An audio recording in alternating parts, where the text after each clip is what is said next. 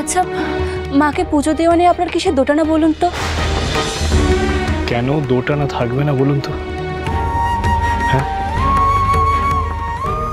মায়ের জন্য কিনা সব ছেড়ে আমি ঘুরে বেড়াচ্ছি। কি লাভ হয়েছে আমার তাতে? মা তো আমাকে দেখা দেন,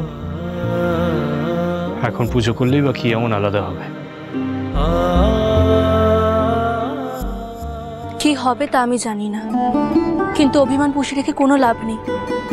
আপনি সমস্ত কিছু ভুলে গিয়ে মায়ের পায়েতে ফুল অর্পণ করুন, কোনো বাসনা রাখবেন না।